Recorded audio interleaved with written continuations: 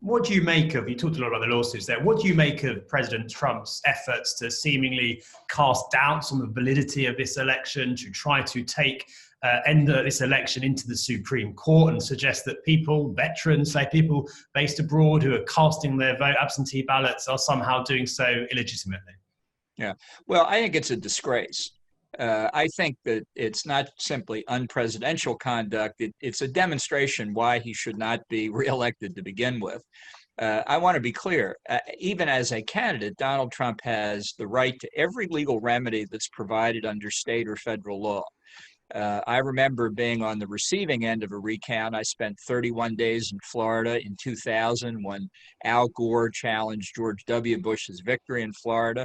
Not anything I'd ever want to go through again. We all survived it because Bush won. I don't know how the Gore people feel about it even 20 years later. But nobody then said, oh, it's just terrible that Al Gore hasn't accepted the outcome in Florida. Trump has a right to his statutory remedies. But if he goes to court and makes allegations, he has to prove them. This is not politics where one person can say one thing and the other person can say the other. The judge is going to say, show me your evidence. And if there's no evidence, the case isn't going to go anywhere. That's why, as confusing as it may seem, and believe me, it seems confusing to many Americans too, the best remedy is just take a deep breath. We're going to get through this. How much do you fear that what we're seeing at the moment could damage US democracy, that this casting doubt on processes that have existed for decades, people, many of his supporters now saying this election itself is somehow illegitimate? How much of a long-term impact do you fear that could have on US democracy? Well, I think in part it depends on how protracted this post-election controversy is, but it's certainly one reason why, for the first time in my adult political life, I didn't vote for the Republican nominee for president. I do think Donald Trump has caused damage, both domestically and internationally, to the United States, but I think it can be repaired, and I'm optimistic, really, it can be repaired quickly. If he were to get a second term, however, I would very much worry that a lot of this damage would become irreparable, and that's something that we need to prevent.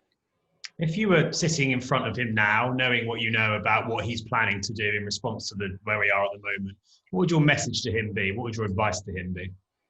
Well, it wouldn't last very long because he would fire me before I got out more than a few sentences. And I think, frankly, that's part of his problem. There's nobody around him now, with precious few exceptions, that can really stand up to him and say, Mr. President, you're hurting your own cause by doing this. Stop tweeting. I mean, that's been said a million times in 4 years. It's never worked.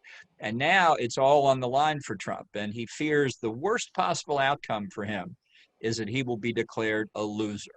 And he just doesn't know what to do. So it's, I don't think there are many extended rational conversations going on in the White House now. I think Trump is firing off ideas one after the other, and very few people are willing to say, we just can't do that, or that won't work, or that will actually hurt you.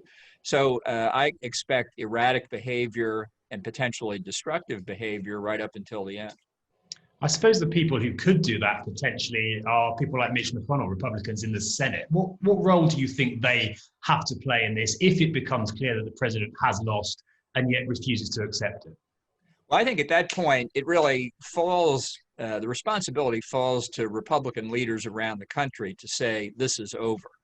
And I've characterized this as a test for the Republican Party, test of our character.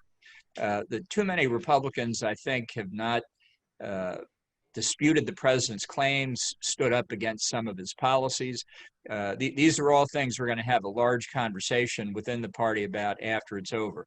But on this critical point of obeying the law and accepting the results as the process plays it out, there can be no compromise. And notwithstanding what any politician or any other Republican has said about Trump before, on this point, the party has to be united and absolutely clear.